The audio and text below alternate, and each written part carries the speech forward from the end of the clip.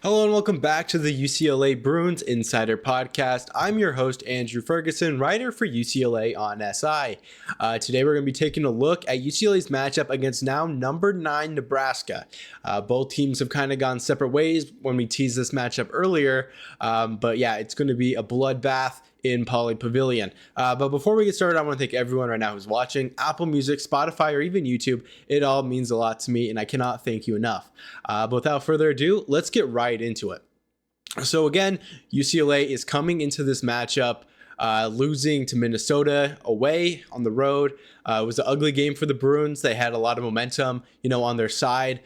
They were, pretty much a lock in the tournament before the Minnesota game after beating USC by 19 points and then coming back from a 23-point deficit to number, I believe, 9 Illinois at the time, if I'm not mistaken. So that was a hard game for UCLA. They showed a lot of grit. In the USC game, I thought UCLA refined the things that they were doing wrong to, get that deficit in the Illinois game. So me personally, I thought the Bruins had a great chance to, take down Minnesota. And overall, they just did not do it. They did not play to expectations. So yeah, it's just not looking good for the Bruins. On the other side for Nebraska, they're coming off of a 3-game winning streak. They were able to beat Penn State, Maryland, and then they were also able to beat up on UCLA's little brother, USC. So again, Nebraska's doing really good. UCLA is kind of, is in the valley in terms of momentum, and that's not good for UCLA, especially to round out the season. But with that being said, kind of the broader context entering this game, we're going to talk about some lines. I know the line for UCLA has kind of shifted dramatically. At one point, according to ESPN Analytics, they had an over 60% chance of winning this game. Now Nebraska is actually favored with a 51.5% chance of winning. It's, again, a very, even game when you kind of look on paper, kind of looking at both teams, what they're good at. Obviously Nebraska's a better team, number 9 in the country. That's no mistake at all. But again, they're entering Pauley, where the Bruins have proven to be able to take down some of the best. Think Purdue, Illinois. Games like that, UCLA was able to, flip the script on their opponents and, come out with the win. I feel like this game could go a similar way, but again, UCLA needs to kind of play to their strengths and forget about the Minnesota game as soon as possible. The talent's there, but they just need to execute at a higher rate and be more efficient. And we need to see more for their starters. But just to kind of recap everything, UCLA is not, where they want to be right now. And, Nebraska is kind of where they want to be, right? Complete different contrast. After this game, UCLA will have USC. And then by then, they start to get into that tournament play. So again, for UCLA, this game means the world to them. If they lose this game, the odds of them going and making the tournament go down significantly. Right now, UCLA is a 1.5 point favorite to actually win this game, which, it leans in UCLA's favor. That can only be a good thing. Again, we kind of discussed the factor that, plays into that. Obviously, Pauley, Bruins are a good home team. But now I'm going to kind of go down and compare the stats between both teams. For starters, Nebraska is averaging 78.6 points per game to UCLA's 77.8 points per game. Obviously, UCLA is a good offensive team.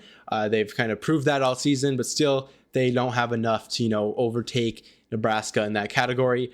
For the Bruins to do that, obviously we need to see Donovan Dent, Tyler Bilodeau. I'll get into those players later when I kind of talk about the impact players who UCLA needs to step up if they want to win this game. For defensively, Nebraska is averaging 65.4 points per game compared to UCLA's 71.7. Nebraska, great defensive team. On the 17th of February, they were able to beat Iowa, or they lost to Iowa 57-52. So it's clear their losses are grudge matches, low scoring efforts. So if UCLA can avoid that trap, I think overall UCLA should be able to win this game, by just a little bit. I don't think by that much, but still, when you kind of look at the stats in, Nebraska's track history, things look good for UCLA overall. Both teams are shooting 47% from the field. Again, I think UCLA can be better at that. They have a lot of high efficiency shooters on their team. Tyler Bilodeau, Trent Perry, Sky Clark. I want to see those guys hit shots at a high rate. I think if the Bruins were to win this game, they need to shoot at least 53% plus from the field. If they're able to accomplish that, I think they have a great chance of, taking this game. But again, that's shooting. I'll get more into the players who I believe need to step up the most for UCLA. But yeah, rebounding wise, Nebraska 35.3 to UCLA's 32.2. In the game against Minnesota, the Bruins were only able to get 30 rebounds, but also Minnesota was able to get 20. So UCLA has proven that they can, out rebound teams when it's necessary, but still only 30 rebounds in a game is an ugly figure to, hold. Not the best game rebounding if the Bruins want to be in this game and have sustained success. I think that kind of has to be an emphasis for the Bruins front court. Bilodeau, Daly, Booker, if he gets some minutes, players like that really need to kind of turn the tide. But that kind of wraps up the stats section of this podcast. But just like looking at those stats, it's clear that both of these teams are closer than most people would like to admit on paper. And I think if UCLA is able to get the edge, at the home, playing in Pauley, I think they have a very good chance of, winning and taking this game by, a convincing margin. But again, they're ranked number 9. Nebraska is ranked number 9. So again, that is a hard thing to do. If you're the Bruins, obviously they are a proven team. They have what it takes to, make a run in the tournament. And UCLA needs to figure out how to slow that down. In every, game preview podcast, I like to break down 3 players who I believe will have the biggest impact while donning the blue and gold. And obviously the first one, he's my go-to guy. It's got to be Donovan Dent. The impact he brings to this team is second to none. But again, that is contingent on how well he's playing. When he's shooting the ball well, facilitating at a high rate, minimizing turnovers, things like that. I think Donovan Dent is by far one of the best players in the almost said NBA, the NCAA. And for good reason too. When he's able to score at will, we saw that against USC where he's able to go 5 of 6 from the 3-point line and still attack the paint at a very high rate. Things like that will win UCLA basketball games. And when he doesn't, it starts to get a little shaky for the Bruins. Against Minnesota, I believe he had 3 points. I think he was like 1 for 6, somewhere around that range with the free throw to, get to that 3 points. But he still had 15 assists. So I kind of like to, when I'm looking at Donovan, I want to see him facilitate.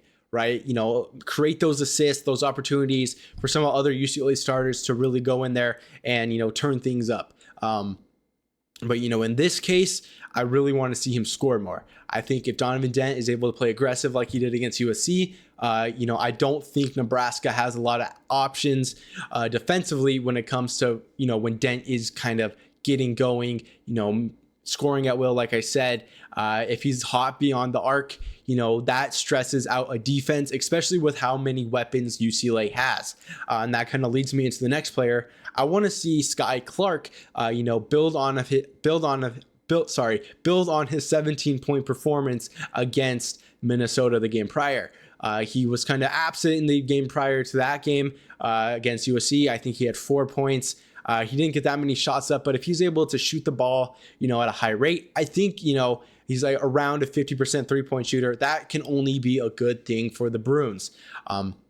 Again, if he's able to capitalize on those opportunities, really stretch out the defense thin. If you have Donovan Dent, Sky Clark, both beyond the arc, draining threes at will, that is going to hurt other teams. You're going to start seeing, those one-on-one ISOs where I think Sky Clark and Donovan Dent are able and capable of, winning those more times than not. And overall, I just love how those two players have been playing.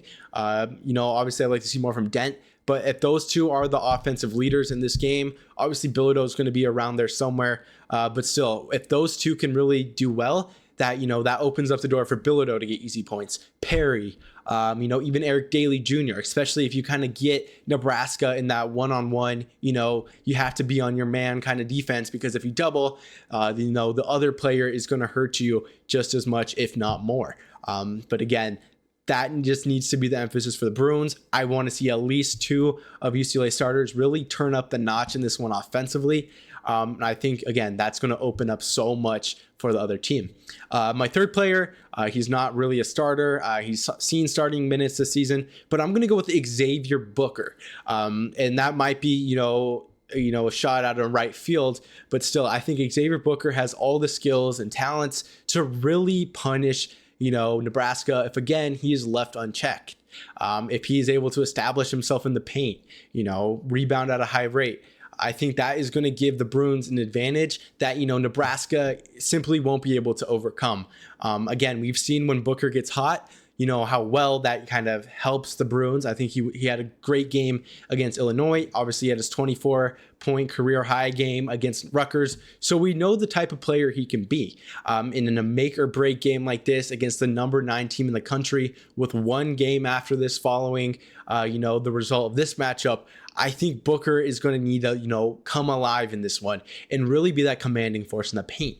And, this is not, taking away anything from Eric Daly Jr. or Tyler Bilodeau, because both have been rebounding at a high rate. But again, if you add that third rebounding threat, that third, paint beast, if you will, again, UCLA just will be able to open up the court offensively, and defensively, it will come a lot easier.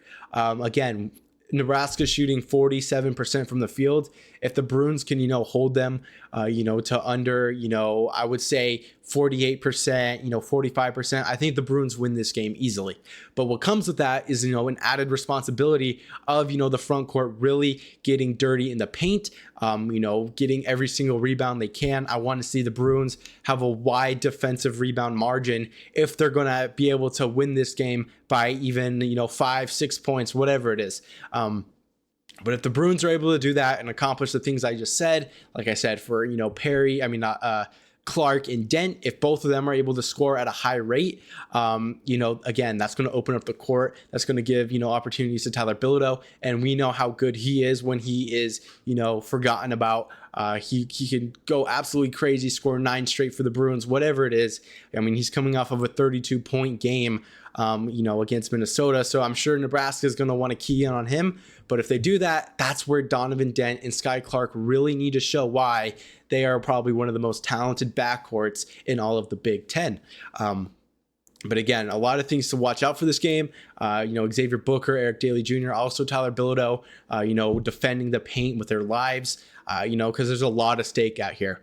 If the Bruins lose this one, get upset by USC, that game might be a little bit easier now that Chad Baker-Mazzaria is now not playing for the Trojans. But still, that is a trap game, enemy territory. So if the Bruins lose this game, they're not going to have much opportunity to really build that resume. A win against USC is going to mean less and less. That's why this game is so important.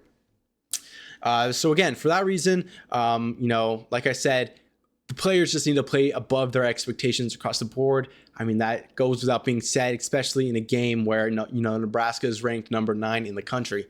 But to kind of wrap things up, I want to give a little bit of a score prediction, kind of explain a little bit why I believe that's going to be the case. When I'm looking at this game, I'm looking at, a 80 to, 73 UCLA wins. If the Bruins can catch fire at the right time, even if they struggle in the first half and keep it close, I think the Bruins will be able to take over in the second half and create that 7-point margin that I know that they're capable of. Again, I might be underselling Nebraska a little bit, but still, I think, if UCLA can do the things I just said, really control the pace of this game, which is easy at home, I'm sure Westwood or Pauley is going to be packed. Again, a high stakes game that UCLA cannot afford to lose if they want to have a decent season in the tournament or even make the tournament at all. If they lose to USC, I feel like their chances of making the tournament go down significantly. But again, that's up to the committee on Selection Sunday. But still, the UCLA Bruins need to control what they can control. So again, I'm looking 80 to 73 UCLA favorite. If the Bruins lose this one, I think you could literally just switch those numbers because that's how close I feel like this game could be. But yeah, that's all I really had today. I hope you guys enjoyed this podcast. So yeah, it's going to be an exciting game. Pauley Pavilion, a lot riding on the results of this. It's going to be an intense, emotional game. But again, that's all I have today. I hope you enjoyed it. I'm your host, Andrew Ferguson. As always, fours up and have a good day.